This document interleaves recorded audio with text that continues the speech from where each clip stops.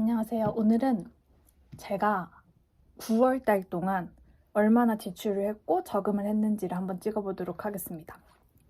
이 영상은 제가 즐겨보는 컨텐츠를 저도 한번 해보고 싶다는 생각에서 시작해보게 됐고요. 제가 즐겨본 컨텐츠는 그 고정 댓글 또는 더보기에다가 달아둘게요. 집가십이라는 유튜브 채널이고요.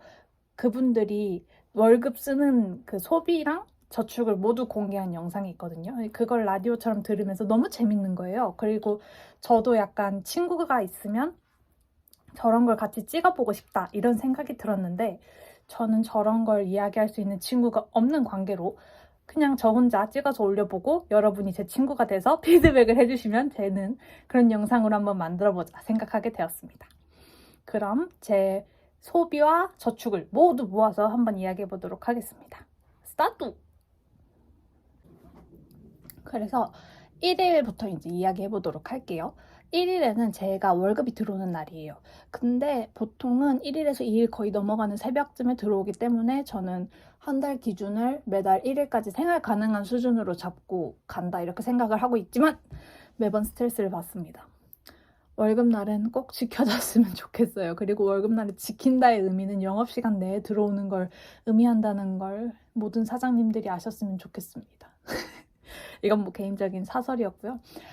이제 저는 돈이 들어오면 바로 적금이나 이렇게 저금할 돈 그리고 고정적으로 나갈 돈들을 다 미리 빼두는 편이에요. 그리고 저희 집은 공금을 모아서 생활하거든요. 그래서 공동 카드를 만들어 두고 쿠팡을 통해서 결제하는 뭐 예를 들면 물티슈나 샴푸나 클렌징 폼이라거나 뭐 이런 거 있잖아요. 그런 거를 다 공금으로 결제하고 있어요. 그래서 1일에 돈을 받으면 바로 생활비 통장으로 20만 원을 보냅니다. 그리고 적금은 총 3가지를 들고 있는데 월급 통장 통해서 하는 적금 2개랑 그냥 제가 취직하기 전에 썼던 주거래 은행에서 하는 계좌 1개 해서 총 3개.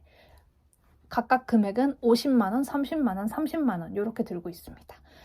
이거는 금액을 제가 뭐 엄청 세심하게 공들여서 잡은 기준은 아니고요. 최대 이율을 주는 곳에서는 최대 금액을 넣었고 그 외에는 제가 넣을 당시에 가능한 금액의 최대치를 넣었습니다. 그리고 이제 적금은 거기에서 끝나고요. 예금은 없고요. 연금저축 펀드에 매달 30만 원을 넣습니다. 연금저축 펀드에는 미국 나스닥 100이랑 미국 배당 다우존스를 각각 18만 원, 12만 원 이렇게 넣고 있어요. 이거는 뭐 당장 엄청난 이유를 기대하는 건 아니고 연금저축 펀드니까 길게 가져갈 생각으로 수익률은 거의 보지 않고 있습니다. ISA 계좌에도 매달 24만 원을 넣는데요. 요거는 이제 24만 원을 어떻게 넣고 있느냐. 그 S&P 500에다가 6만 원씩 총 3개 그리고 금 현물에다가 6만 원 이렇게 해서 총 4개 넣고 있어요. 이게 왜 S&P 500이 왜 3개인가 했을 때는 이거를 운용하는 회사가 대부분의 회사가 S&P 500을 하잖아요. 그래서 에이스, 코덱스, 라이스 제가 본 기업들 중에 그래도 좀 이름이 마음에 든다. 사실 저는 이 종목의 구성을 엄청난 차이를 잘 모르겠더라고요.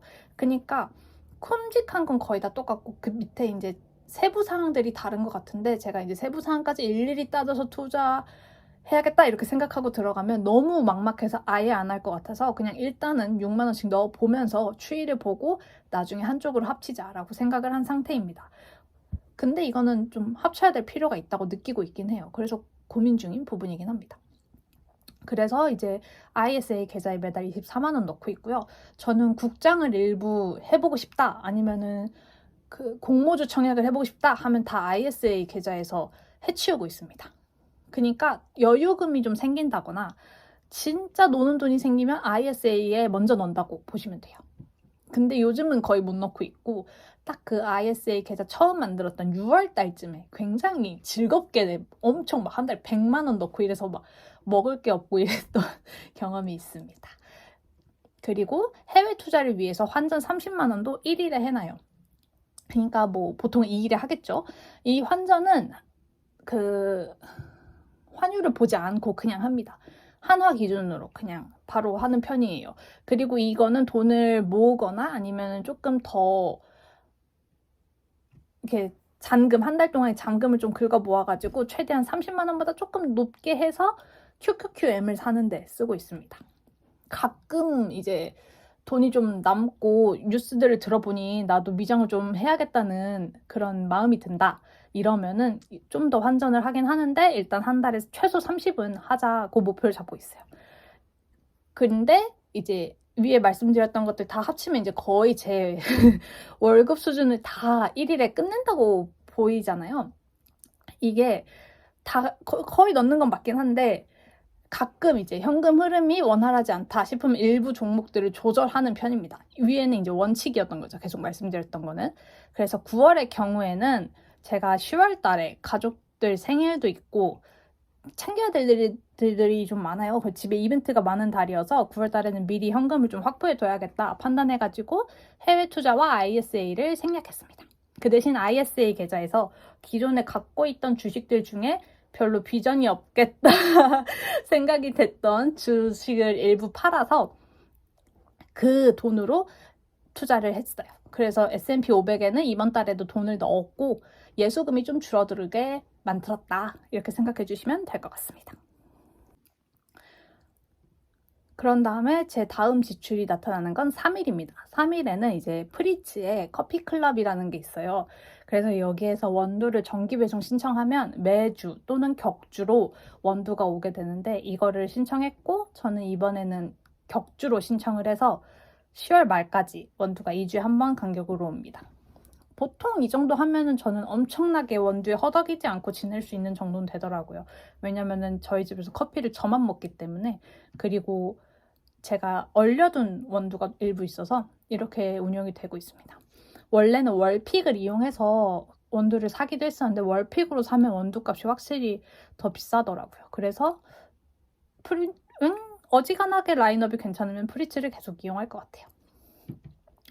6일에는 이제 반찬을 할 참치캔을 2만원어치 쿠팡에서 샀습니다. 이게 그 폴센트를 통해서 알람이 왔는데 이때가 좀 많이 싸게 됐을 때여서 산 것 같아요.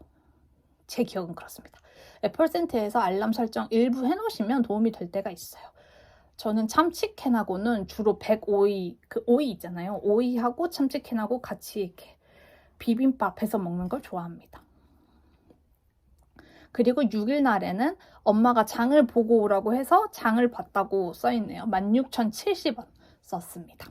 그리고 또 같은 날에 엄마가 할머니가 생각난다고 하셔서 팥죽 이야기를 하시더라고요. 근데 그게 마음이 쓰여서 팥죽 재료를 27,000원어치 컬리에서 구매했습니다. 컬리는 예전에는 멤버십을 썼었는데 컬리가 평균적인 가격대도 조금 있는 편이고 제가 무조건 컬리에서 사야 될 만큼 그 컬리에 특화된 제품이 필요하지 않다 판단해서 멤버십은 한 달만 이용해보고 끊었습니다. 그래서 팥죽 재료 27,000원은 그 돌아오시라고 가끔 뿌리는 쿠폰이 있잖아요. 컬리에서. 그거 사용해가지고 조금 할인받은 금액으로 기억합니다. 그리고 7일에는 민생을 보태가지고 편의점을 털었다라고 돼 있는데 맥주 산 거예요. 그래서 1,800원 썼습니다. 그리고 8일에는 엄마가 약을 사야 된다고 하셔서 5만원어치 약을 사드렸고요. 10일에는 엄마가 점심에 유산슬이 드시고 싶다고 해서 35,000원 사드렸습니다. 그리고 10일에는 알바비가 들어오는 날이에요. 그래서 이 알바비가 들어오게 되면 이제 이 돈이 거의 제 혼자 쓰거나 아니면은 가족들한테 뭐 사줘야 될 때 쓰는 그런 돈으로 간다고 생각하시면 됩니다. 알바비가 제 삶에서 꽤 큰 부분을 차지하고 있어요. 그리고 10일이 이제 알바비가 들어왔다고 돈이 굉장히 많이 나가는 날인데 엄마 유산슬을 일단 사드렸고 그 다음에 이제 제가 에사비를 캡슐형으로 먹고 있어요. 근데 이게 막 엄청 효과가 좋다까진 모르겠지만 그래도 약간 살 관리를 한다는 기분이 들어서 저번에 한번 먹어봤더니 괜찮길래 처음에는 1개월치 사고 그 다음에 3개월치 사고 이번에는 6개월치를 샀습니다. 그게 13만원 나갔고요. 그리고 엄마가 이날 또 회사에 다른 분들이 먹는 껌이 너무 맛있었는데 자기도 드시고 싶다 이렇게 말씀을 하셔가지고 그거를 쿠팡에서 19,000원어치 샀고 제가 9월 10월 달까지는 독서 모임을 다녔어요. 지금은 독서 모임을 다니고 있지 않은데 그거 이제 독서 모임을 가기 전에 디카페인 커피를 한 잔 마시고 싶어서 샀습니다. 3,900원. 이건 과소비였어요. 그리고 독서 모임을 가고 독서 모임 끝난 후에 뒤풀이 술자리가 있었어요. 거기를 이제 선택사항으로 가도 되고 안 가도 되는데 저는 이날은 가는 걸 선택해서 16,700원 나왔습니다. 뒤풀이는 금전적인 부분도 그렇고 컨디션 부분도 그래서 1차까지만 가는 편입니다. 다른 분들은 2차, 3차까지도 가시더라고요. 11일은 이제 언니가 출퇴근하는데 옷이 필요한데 너무 사기 귀찮다? 약간 좀 이런 뉘앙스로 말을 한 게 생각이 나서 언니 옷을 샀습니다. 12만 1,600원. 그리고 독서 모임 책을 샀습니다. 보통은 도서관에서 구하는 편인데 이 책은 도서관에 없었어요. 그래서 15,300원 썼고 이날 이제 엄마가 낮에 엄청 힘들다고 얘기하고 가셨던 게 생각이 나서 엄마 퇴근하실 즈음에 32,400원 육포를 사두었습니다. 저희 엄마가 육포를 굉장히 좋아하셔서요. 여기까지 들으시면 굉장히 이제 딱 와닿으셨겠지만 저의 지출은 대부분 가족, 특히 엄마를 위해 쓰는 게 많습니다. 그래서 이거를 줄이면은 확실히 제 전체 지출이 줄긴 하더라고요. 근데 이거를 어떻게 밸런스 조절을 해야 될지는 아직 고민인 부분이에요. 이 부분도 사실 친구들하고 이야기하면은 좀 의논해보고 싶은 부분이긴 한데 그렇습니다. 그래서 그렇게 11일까지 되고 12일에는 통신비가 2만 원 나갑니다. 알뜰폰 사용하고 있고요.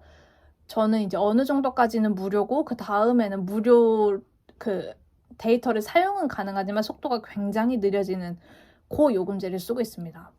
개인적 성향과 업무가 그렇게 전화 통화와 문자를 요하지는 않아서 문자랑 통화는 그렇게 막 보장 범위가 넓을 필요가 없어서 그거는 최소화하고 데이터만 널널하면 돼요. 그리고 13일에 네이버 쿠키 1,000원 구웠고 15일에 스트레스로 맥주와 과자 구매 4,250원.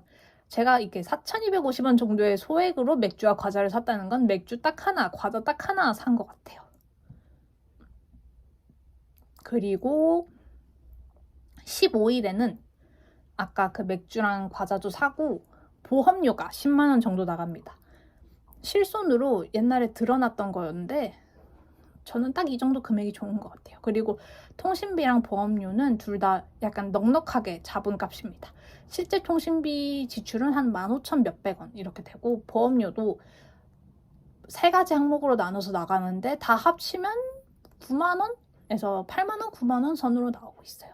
근데 이제 계획을 잡고 실제 지출의 기록은 조금 넉넉하게 해두는 편입니다. 그리고 이런 잔챙이 돈들이 남으면 나중에 저금통, 카카오뱅크 저금통에 모아놨다가 간식 사는 데 쓰거나 아니면은 주식 사는 데 쓰거나 약간 이런 식으로 유동적으로 사용하고 있어요. 그리고 9월에는 이제 가족들이 2박 3일 동안 집에 없었어요. 그래서 이제 약간 고삐 풀린 망아지가 돼서 야식을 즐긴 시즌이 있는데 그게 18일, 19일입니다. 18일에는 16,130원을 술 사는 데 썼고요. 밤에 야식으로 육회와 연어를 먹는데 21,000원을 썼습니다. 그리고 이 술을 다음날까지 끌고 와서 19일에 야식으로 육회와 연어를 12,000원어치 먹었습니다. 이 금액은 그 12,000원은 실제 육회랑 연어를 사면 이렇게 나올 리가 없잖아요. 그 가족들이 공금을 좀 써도 된다고 허락을 해준 바가 있어서 공금 살짝 보태서 샀습니다. 이게 아마 19일 기준 제가 쓸 수 있는 전 재산이었을 확률이 높아요.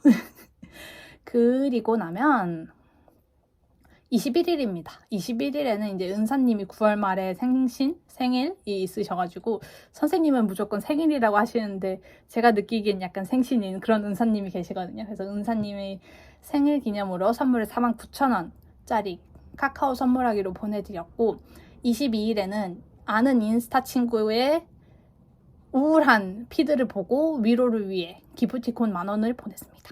근데 이거는 좀 괜히 보냈다. 약간 후회하는 과소비 중에 하나이긴 합니다.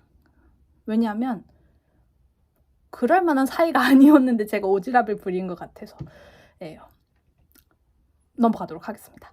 24일에는 디카페인 커피를 5,500원짜리 사 먹었고 독서 모임 날 가기 전에 먹은 커피와 뒤풀이 값은 6,900원 나왔습니다. 이날은 많은 인원이 모임에 참여했고 뒤풀이에 온다고 해서 뒤풀이를 술집에서 안 하고 모임했던 장소 그대로 이어서 해가지고 편의점 맥주값 정도 나왔습니다.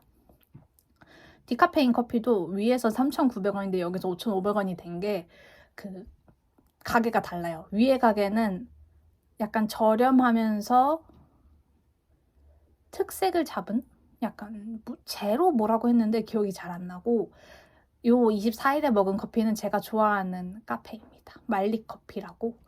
근데 비싸긴 해요, 확실히. 근데 맛도 더 좋았어요. 그래서 저는 말리 커피, 디카페인 꽤 맛있다, 이런 얘기를 꼭 하고 싶습니다. 갑자기 추천. 그리고 24일에 돈 쓰고 돈 계속 잘 안 쓰다가 30일에 배달로 빵을 시켜 먹습니다. 2만원어치 먹었는데 이날 먹은 빵이 그거였어요. 바닐라 퀴나망하고 얼그레이 퀴나망하고 잠봉베르 해서 잠봉베르를 사서 아침 겸 점심으로 먹고 간식으로 퀴나망들을 먹은 거죠. 너무 맛있었습니다. 행복했어요. 그래서 이거는 벼르고 벼려서 먹었기 때문에 잘했다, 이렇게 생각을 합니다. 이렇게 총 지출한 금액을 다 계산해 봤는데, 이렇게 되면 총 지출 금액은 90만 4천 원이 나왔습니다. 그리고 적금으로 들어가는 돈은 110만 원. 이게 이제 저금액으로 가는 거죠. 그 외에 이제 제가 낭비했다라고 생각하는 항목은 아까 위에서 말했던 쿠키, 네이버 쿠키 1,000원하고 스트레스 맥주와 과자산 4,250원, 그리고 18일은 솔직히 제가 먹고 싶겠다고 예상을 했고 이거를 벼르고 약간 기다렸어요. 그래서 요거까지는 오케이였는데 19일까지 먹는 건 조금 선 넘었다 해서 19일에 먹은 야식은 과소비로 넣을게요. 그렇게 넣으면 지금 13,000원, 17,250원. 그리고 그 아는 친구 선물한 것도 약간 과소비였다고 판단했으니까 27,250원.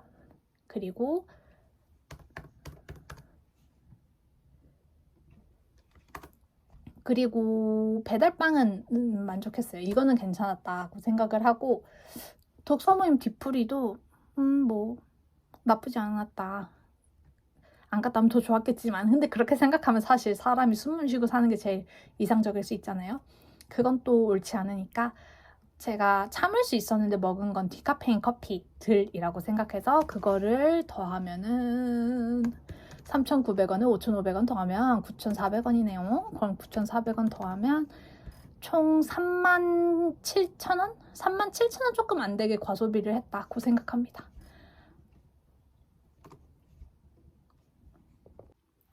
그래서 이제 제가 재미있게 본 영상에서는 이렇게 정산하고 넘어가고 하더라고요. 그래서 저는 이제 개인적으로 제 생활을 얘기했으니까 더 할 말은 거의 없기는 한데, 그래도 무언가 좀 더 여러분께 흥미를 끌만한 주제를 얘기해보자면, 제가 저축하고 투자하고 이 알고리즘을, 저만의 이제 알고리즘, 방식, 습관을 어떻게 만들었는지를 얘기를 살짝 해볼까 해요.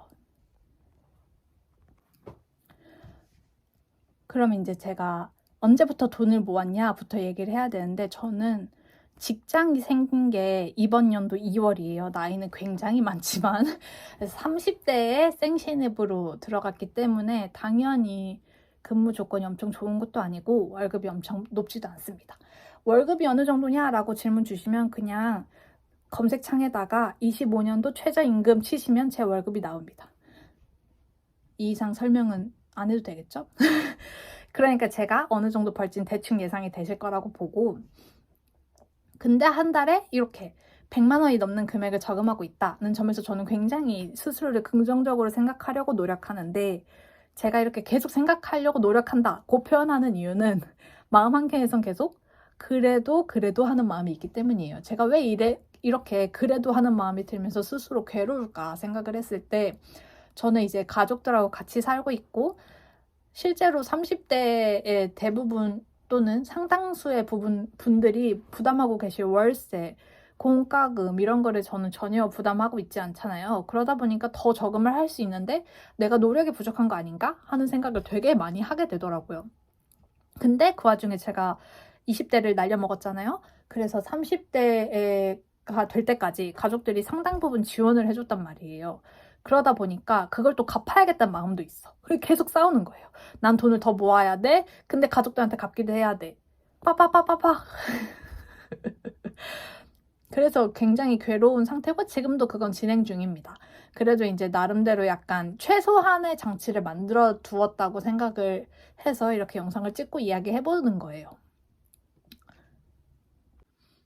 그래서 이제 저는 2월 달부터 본격적으로 돈을 벌었고, 그 전에도 이제 잔잔바리 알바나 뭐 잡다한 일들을 통해서 돈을 벌기는 벌었는데, 그 수입은 솔직히 사람이 한 달에 한 번 정도 뭐 자기 맘대로 카페에 가서 뭐 좀 먹고 약간 딱딱 그 정도 돈이었거든요. 지인 생일에 선물 사줄 수 있고 딱 그 정도 돈? 그랬어서 그거는 영원이라고 보시면 돼요. 그리고 제가 이제 수험생활 중간에는 아예 알바도 그만두고 있는 돈 야금야금 썼던 때가 더 길기도 하고, 그래서 이제 2월 달부터 돈을 모으기 시작했고, 주식이랑 ISA는 6월, 7월 달부터 시작을 했고요. 적금은 3월 달, 4월 달에 바로 시작했습니다. 제가 이제 뭐라 그러죠? 갑자기 단어가 생각이 안 나. 수습기간. 수습기간일 때는 적금을 들기가 좀 애매해서 적금을 들지 않았는데, 수습기간이 끝난 후에는 바로 적금을 들었습니다. 바로 적금을 50만 원, 30만 원, 30만 원 들었었어요. 근데 이것도 저도 나름대로 시행착오를 겪은 게, 처음에는 이제 놓고 빼기가 제일 간단한 카카오뱅크에 30만 원을 넣었었는데 제가 너무 그걸 쉽게 해지하는 거예요. 카카오뱅크는 아시다시피 적금 해지가 굉장히 쉽거든요. 그래서 내가 카뱅으로 적금을 하면 너무 돈을 쉽게 번다라고 판단을 해서, 제가 아까 주거래 은행에다가 30만 원 적금하고 있다고 했잖아요. 그래서 이거는 이제 1금융권 중에 하나인 우리은행으로 갈아탔습니다.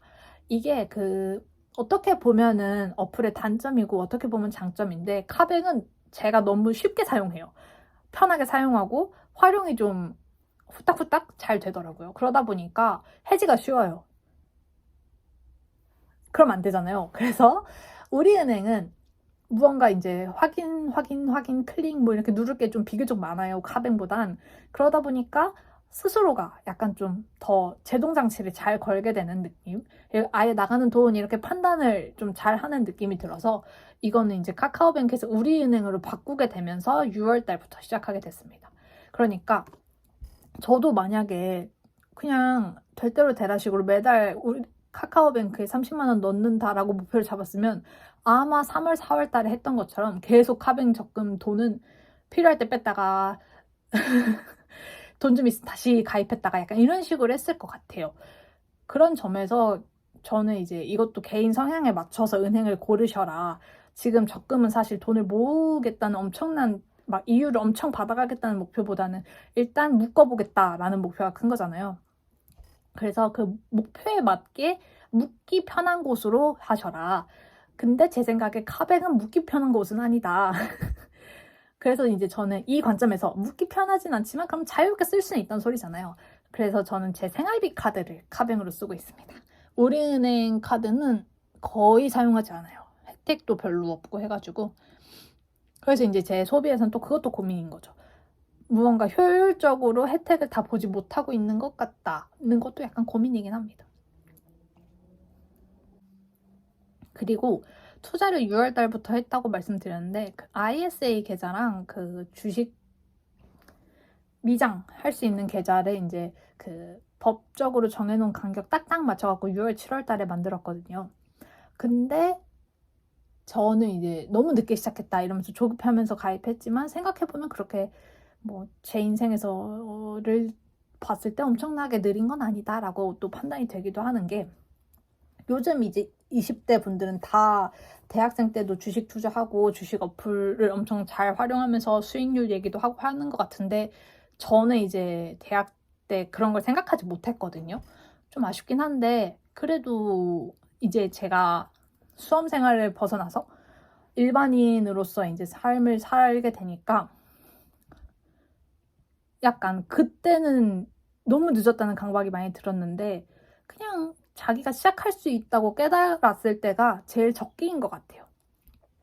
주식을 꼭 해라 이거는 사실 잘 모르겠고요. 그냥 수익률 보면 기분 조금 좋다 뭐 이러고 마는 건데 엄청 좋지도 않아요. 그냥 내 돈 아니다 이래버리니까 별로 그냥 가끔 구경하면서 신기하네 하는 정도인 것 같아요. 근데 이거 이제 조금 길게 보자 한 거니까. 그리고 이제 제가 방금 일반인이 됐을 때라고 표현했잖아요. 근데 그거는 이제 제가 수험생 때가 되게 스페셜했다라는 의미가 아니라 제가 느끼기에 수험생 때 저는 약간 산속에 갇혀서 돛 닦는 사람이었던 것처럼 느껴지거든요. 그러니까 일반인이 됐다는 거는 한마디로 산에서 내려왔다. 이 정도 의미로 생각해 주시면 됩니다. 굉장히 아무것도 모르는 멍청이라고 많이 느꼈어요. 그 3월 달에서 6월 달 사이에. 그래서 이제 혹시나 저와 비슷하신 분들이 있을까 해서 높아심에 말이 길어졌고요. 그리고 제가 이제 하고 있는 전략 중에 제가 잘하고 있다고 생각하는 거는 월급 받자마자 다 나가게 하는 건데 이거는 이제 워낙에 기본이니까 많이들 아실 것 같아요. 근데 저는 이제 각각 돈이 들어오는 날짜가 2번으로 나뉘다 보니까 이거를 어떻게 효율적으로 구성할 건지가 굉장히 중요한 저만의 이슈였는데 제가 이제 이런저런 시행착오를 겪어본 결과 큰 돈이 들어올 때 모든 지출을 다 미리 빼놓는 게 제일 좋은 것 같아요. 어떤 돈이 여러 번 들어오는 사람이다. 그러면 큰 돈이 들어오는 날을 잡으십시오. 그 큰 돈이 들어오는 날 충동 소비도 좀 막아주는 게 좋고 해보니까 그렇더이다. 그리고 저처럼 월급이 낮은 분들은 유동적으로 저금할 수 있는 부분을 일부 만드시는 게 저는 개인적으로 좋다고 생각을 해요. 왜냐하면은 제가 만약에 연금저축펀드랑 IS랑 해외 투자 환전을 고정값으로 잡아놓고 이걸 무조건 투자하겠다 이렇게 생각을 하면 스트레스를 진짜 어마무시하게 받을 거거든요. 실제로 제가 3월달부터 6월달까지 그걸로 스트레스를 엄청 많이 받았고 근데 생각해보면 이 금액들은 좀 길게 보는 거잖아요. 근데 지금 당장 내가 생존을 해야 미래에 저도 있지 않겠습니까? 당장 생활할 돈도 없고 아니 이렇게 살아서 뭐하나 하는 마음이 너무 자주 들 정도로 우울감이 온다 하면은 약간 셀프 금융 치료를 할 필요가 있어요. 그래서 저처럼 약간 유동적으로 할 수 있는 부분을 잡아주시는 게 좋다고 생각해요. 그리고 저는 그거는 투자여야 한다고 생각합니다. 그러니까 저는 연금저축펀드, ISA, 해외 투자 이렇게 3가지를 구분해서 투자를 하고 있다고 스스로 판단을 하고 있는데 이 중에 해외 투자를 제일 유동적으로 하는 거죠. ISA는 국장을 하긴 하지만 일부 하는 거고 대부분은 이제 해외 투자에만 전념하고 있으니까. 근데 이게 몇 달 제가 해보니까 저는 잘 맞는 것 같아요. 여러분도 이제 개인 성향에 맞춰서 판단을 하시면 될 텐데 약간 처음 인상을 어떻게 가져가냐가 되게 중요한 것 같거든요. 그러니까 내가 연금저축펀드는 매달 이만큼을 꼭꼭꼭 넣을 거야 했을 때는 처음 6개월은 무조건 지키는 해서 초반 이미지를 나는 이건 무조건 넣는 거 이렇게 가져가시는 게 되게 중요하다고 생각합니다. 그리고 저도 이제 ISA도 원래는 한 달에 다른 사람들처럼 한 달에 50만 원 해야지 한 달에 30만 원 해야지 이러다가 점점 줄어서 지금 24만 원까지 내려온 거거든요. 근데 이 하락은 제가 느꼈을 때는 제 이상과 제 현실을 좀 맞추는 과정이었다고 생각해요. 왜냐하면 ISA에 매달 50만 원을 넣어라 하면 넣을 수는 있어요. 네. 넣을 수는 있는데 제 생활비가 한 푼도 남지 않아요. 그래서 이제 그렇게 처음 한 2달을 그렇게 보냈단 말이죠. 근데 그때 이제 막 한 달에 거의 100도 넣고 막 이렇게 해보니까 국장에 조금 들어가 있고 발도 걸쳐보고 있고 이런 거긴 한데 결정적으로 이제 제가 50만 원에서 30만 원으로 줄이고 30에서 24로 줄여야 되겠다고 생각한 건 알바 끝나고 이제 집을 막 가는데 너무 보람이 없는 거예요. 내가 이렇게 아둥바둥 살아서 아침에 일하고 낮에 일하고 저녁에 일하고 이렇게 쳇바퀴처럼 사는데 나를 위해서 할 수 있는 건 아무것도 없네? 하는 생각이 드니까 너무 비참하고 다 하기 싫은 거예요. 근데 그 와중에 나는 시작이 늦었으니까 어떻게든 남들을 아득바득 쫓아가야겠다는 강박만 있으니까 악에 바치는 느낌이 들더라고요. 그래서 힘을 좀 빼야 될 타이밍이다 생각을 해서 50에서 30으로 줄였었는데 확실히 좀 돈을 당장 안 쓰더라도 내가 쓸 수 있는 돈이 있다는 게 약간의 안정감을 줘서 저는 개인적으로는 그거는 이제 제 현실을 마주하는 과정이었다 이렇게 생각을 합니다. 그러면 너는 왜 그렇게 이상을 높이 잡았냐? 처음부터 왜 현실을 제대로 마주하지 못했냐? 라고 생각하실 수 있는데 이거는 SNS의 폐해라고 감히 주장합니다. SNS에 이제 저는 이제 재테크 이런 거 관심이 많아서 재테크 인스타 인플루언서 이런 걸 좀 보게 되잖아요. 알고리즘이 계속 추천을 해주고 그래서 그걸 보니까 계속 월급 250이고 주거비가 안 들면 이 정도는 모아야 돼요. 약간 이러면서 이렇게 항목별로 적으시는 그런 릴스들이 떴단 말이에요. 거기에 ISA가 50이었어요. 그러니까 저는 다른 사람들에 비해 가족들한테 달에 쓰는 돈이 많은 사람이고 이거는 내가 뭐 어떻게 통제가 지금 안 되고 있는 부분인데 남들은 거기에 돈을 안 쓰고 ISA나 이런 투자를 하는 건데 나는 이것도 하고 저것도 하려니까 스트레스 너무 많이 받고 허덕이게 되고 돈이 없게 되고 돈을 모은다는 느낌도 없고 돈을 잘 굴리고 있다는 느낌도 없는 그런 상태였던 거죠. 그래서 ISA를 줄이면서 인스타도 줄였어요. 이게 건강한 건가는 잘 모르겠지만 너무 스트레스를 많이 받더라고요. 그러니까 자기가 이제 너무 저금을 안 한다. 그래서 저금을 해야겠다. 그리고 재테크를 좀 해야겠다고 생각해서 재테크 유튜브나 뭐 알고리즘을 타고 SNS를 들어가서 어떤 계정들을 팔로우하는 것까진 좋은데 그거에 너무 스트레스를 받지는 마시라. 각자의 상황이 있는 것이다. 이 얘기를 꼭 하고 싶었습니다.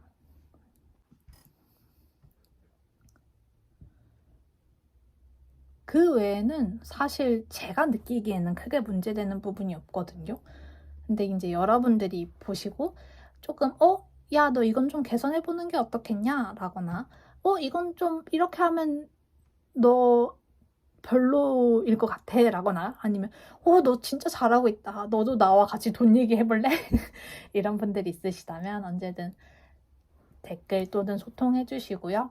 그럼 저는 다음에 월말정산으로 찾아와 보도록 하겠습니다. 안녕.